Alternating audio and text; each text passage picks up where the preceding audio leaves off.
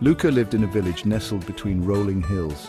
It was a small village, the houses huddled together, the villagers knew each other's names, they knew each other's stories. Luca was a curious boy, always exploring. He loved the feel of the wind on his face. He loved the smell of his grandmother's baking bread. He loved the sound of laughter in the village square. One rainy afternoon, Luca was exploring his grandmother's attic. It was a place of forgotten treasures. He found old books and dusty hats. He found a chipped teacup and a faded tapestry.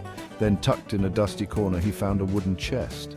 Luca's heart beat faster. What secret did it hold? Luca lifted the heavy lid. Inside, nestled in faded velvet, lay a violin.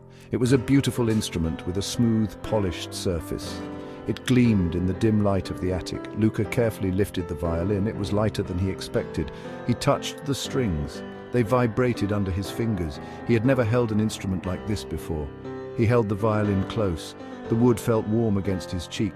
He imagined the music it could make. A longing bloomed in his heart. He wanted to hear its song. Luca knew he had found something special. He would learn to play this violin. He would make it sing. Luca didn't know how to play the violin, but he was determined to learn. He took this violin everywhere with him. It became his constant companion. He sat under the old oak tree. He listened to the wind whisper through its leaves. He tried to find those sounds on the violin strings. He walked to the meadow. He listened to the birds singing their hearts out. He tried to imitate their melodies. He wanted to capture their joy. Every day Luca practiced. He played under the sun and the rain.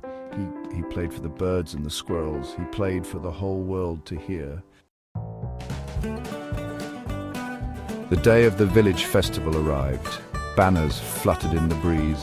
The villagers gathered in the square. They were ready for a day of celebration. Luca stood on the makeshift stage.